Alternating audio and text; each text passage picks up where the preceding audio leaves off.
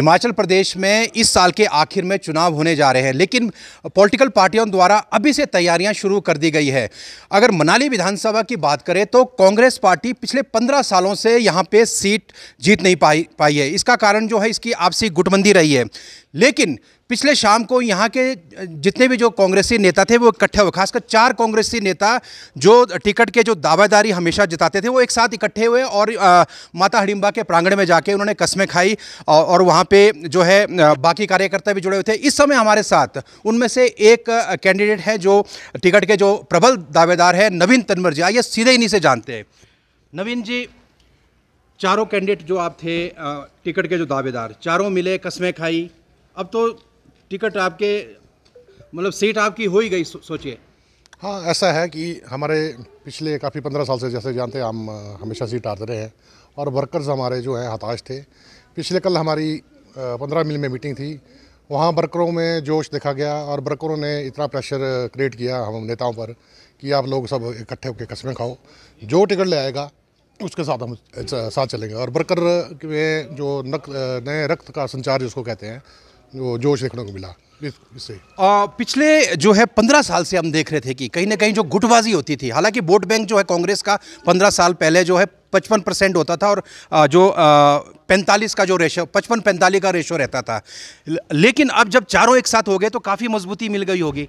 काफ़ी मजबूती। मैं कहता हूँ कि अब हमारे कार्यकर्ता भी खुश हैं, वर्कर लोग सब खुश हैं और हमें पूरी उम्मीद है कि आने वाले जो चुनाव इस साल होने जा रहे हैं उसमें हमारे भारी बहुमत से हमें जीत मिलेगी। एक बात ये भी जानना चाहेंगे नवीन जी कि आप चारों ने कस्में खाई, 4 कैंडिडेट थे आप, लेकिन अगर किसी और ने अप्लाई किया, किसी और को अगर टिकट मिल जाता है तो ऐसे में भी आप लोग एक साथ रहेंगे? मान लीजिए आप 4 में से छोड़ के कोई और जाके टिकट के लिए दावेदारी करता और टिकट भी मिल जाती है, तो ऐसे में क्या स्थिति रहेगी? नहीं, ऐसा कुछ नहीं है। 5वां भी अगर कोई और दावेदार आता है तो उसके साथ भी हम ऐसे ही जो वर्कर लोगों ने कहा है कि जो कोई पिछले कल भी वर्कर ने कहा कि और कोई अगर टिकट का दावेदारी पेश करना चाहता है तो वो भी आ जाए मंच में, माता रानी के प्रांगण में कसम खाए, हम साथ चलेंगे जिसको भी टिकट मिलेगा। कहने का मतलब आपका ये है कि ये जो निर्णय लिया गया ये संगठन का जो मनाली जो ब्लॉक कांग्रेस की जो संगठन है उसमें तय किया जाएगा। बिल्कुल बिल्कुल।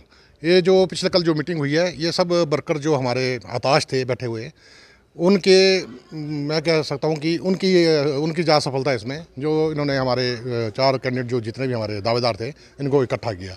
मैं उनको जनता को बधाई देना चाहता हूँ कि चलो जो पीछे हुआ हो गया, जब आने वाले समय में जो समय होगा वो कांग्रेस पार्टी का होगा। लेकिन जो मनाली विधानसभा की जो सीट रही है ये पिछले 3 बार से कंटिन्यू जो गोविंद सिंह ठाकुर जी जो यहाँ के जो है अभी मंत्री भी है, क्या अभी आप लोग हालांकि चारों इकट्ठे हो गए हैं, क्या जो गोविंद जी के किले को भेद पाएंगे कांग्रेस? बिल्कुल बिल्कुल। मैं वही कह रहा हूँ, जो हमारे गोविंद ठाकुर जी जो 15 साल से जीत रहे हैं, ये हमारी गुटबंदी की वजह से हार का सामना करना पड़ा है। क्योंकि जैसे कि आपने बताया कि हमारा पहले 55% हमारा कांग्रेस पार्टी का रेशियो था, जो पिछले 15 सालों में उल्टा हो गया था।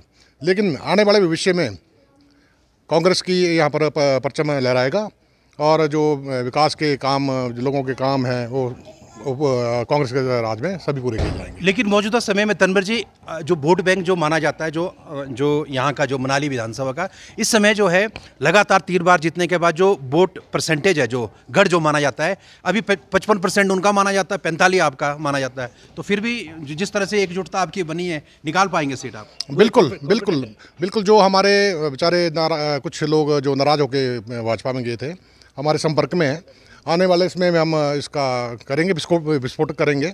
और आपको भी पता लग गया कि नहीं, हमारे जो पुराना जो रुष्ट लोग थे बेचारे वो हमारे घर वापसी की ओर आ रहे हैं। हालांकि अभी चुनाव के लिए समय है, लेकिन मेन मुद्दे बताइए। 3 मुद्दे, किन मुद्दों पे जो है कांग्रेस पार्टी चुनाव लड़ेगी? खासकर यहाँ के क्या मुद्दे रहेंगे, स्थानीय मुद्दे? मेन यहाँ का जो मेन मुद्दा है हमारा, क्योंकि टूरिस्ट पॉइंट है, टूरिस्ट हब है, हमारा फोकस जो रहेगा हमेशा, मैं अगर जैसे मुझे मिलता है तो मैं फोकस मेरा ज़्यादा टूरिज़्म पर रहेगा। नए नए पॉइंट्स को डेवलप किया जाएगा। आप सड़कों की हालत देख रहे हैं, 15 सालों से यहाँ ठप पड़ा हुआ है काम। मंत्री जी ने इतने 3 विभाग होने के बावजूद यहाँ विकास का कोई भी कार्य नहीं हुआ है।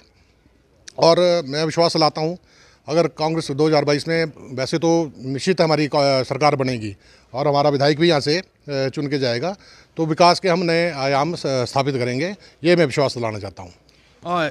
तो चारों में से जो कल जो बात हुई आपकी कि चारों में से कोई भी टिकट लेके आता है हाईकमान से, तो उसके लिए क्या आपकी क्या तैयारियां, आपने अपनी तरफ से तैयारियां कर ली है टिकट लेने के लिए? नहीं, ऐसा उसमें तो इसमें ये तय किया गया कि जो जोर अपना अपना लगाएंगे टिकट के लिए, लेकिन जो भी टिकट लेके आएगा हम उसके साथ तन मन धन से कार्य करेंगे। धन्यवाद जनता टीवी।